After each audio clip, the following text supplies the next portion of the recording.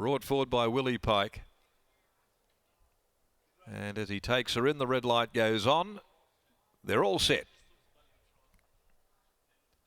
Gates open.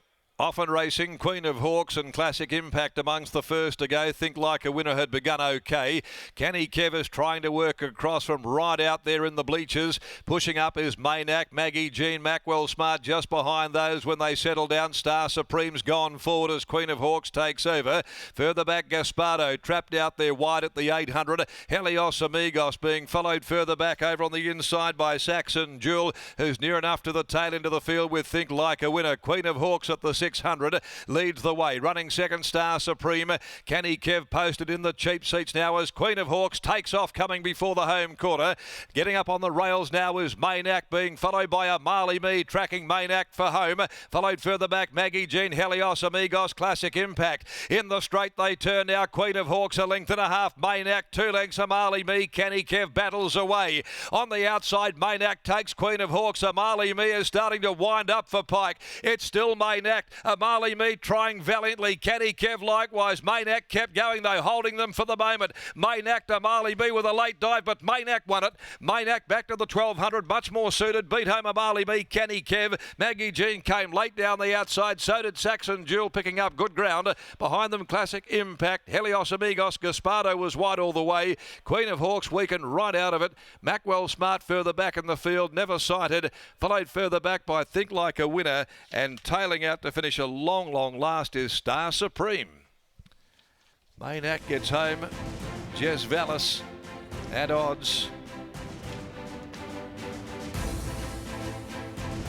Number 5, Maynack for Bobby McPherson. Jez Vallis holding Marley Me. Willie Pike in the run to the post. Back to a 1200 today, and clearly this is indeed the absolute sweet spot for this 3-year-old. Number 5, the winner, beating a Marley Me. Kenny Kev was awfully gutsy in third place.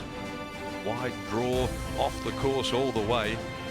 And pushing up was Saxon Jewel near the rail. And it got the nod for fourth just in front of the 9, Maggie Jean. Star Supreme compounding from the corner.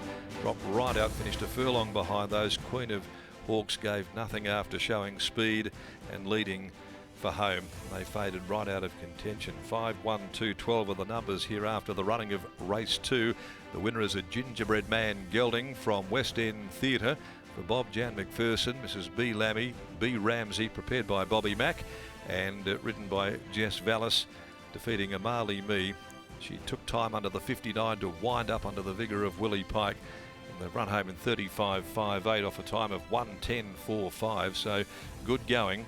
Half a length, 3/4 were those margins. The runner-up, a Marley Me for Vicky Durant, D. Laurie, trained by Adam Durant with W. Pike aboard.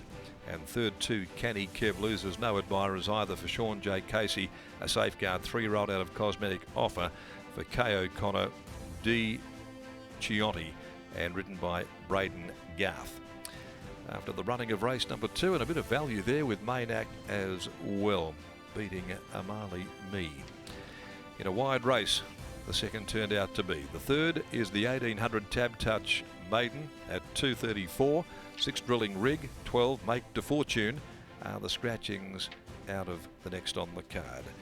As we join Lockie down in the winner's enclosure after this victory of Maynack. They've had a couple of goes at slightly longer journeys, but clearly 1200 is its wheelhouse back there today, and proving a little too good.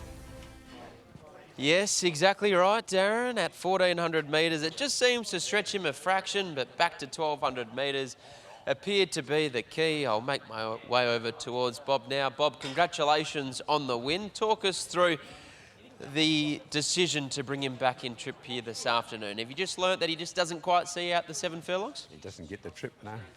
So we thought he'd win it. We thought he'd win at Pinjarra, and he just didn't get the trip at Pinjarra. So we freshened him up, and he's done the job today. Has that surprised you in some sense? Every time he stepped out over 1,200 metres, today no exception, he continues to find the line really well. Yeah, you get tricked by him. Even in his work, you think he'll get 14 on his ear, but he just doesn't. And in fairness to the player series grandmother, she was the same, couldn't go any further than 1,200, you know, so who knows, he might get further later on, but at the moment he's not getting there. For now, you keep him to 1,200 metres, and provided that there is a suitable race in 2 or 3 weeks' time, does he press on with the preparation? He has been up for a little while. No, most probably, I'll talk to the owners, but he's due for a break, so most probably do that. But or if he does have one more run, it'll be one more, that'll be it, you know. The gingerbread men's stock, they continue to, for the most part, continue to produce plenty of winners, but also continue to improve with a little bit of time. Do you feel like he'll be the same? Yeah, he's got a lot of maturing to do, a lot of maturing. His mother never reached the racecourse. She got hurt one day when we went to Narrogin races, and she chipped a bone in a hock and never raced. But she had trials and she won trials. She would have been all right too. So he's out of her, and she was the same fast by Regano. So I hope this one goes faster. He should be plenty of fun, Bob. Well done. Thank you very much. There's Bob McPherson, and here's Jess Vallis. Well, Jess Vallis joins us now. He was a first-up winner at 1,200 metres. He was leaders back that day, and leaders back 1,200 seems like the go for Main Act. Yeah, I think 1,200 sees him out. I think we're just figuring him out now. Yeah, right barrier, right race. Yeah, did everything right. And that's been about the 2 1400s. You've given him every chance, but he just doesn't seem to quite finish it off. Yeah, he just seems to, it seems a bit long for him. So, yeah, I think to stick around the 1,200 with a good barrier, he'd be, in the future, I think that's his go, I think. Bobby seems to think he's got plenty of maturing to do. Do you hold that view as well? Yeah, I think so. He was quite hot before the race. There's just a lot of sort of mental stuff that needs, he needs to figure out. But yeah, he's got a bit of growing to do still as well. So I think he'd be a better horse with a bit more racing. I think a bit of time. Congratulations, well done. Thank you. There's Jess Vallis combining with Bob McPherson and a Main Act to take out the second here at Ascot.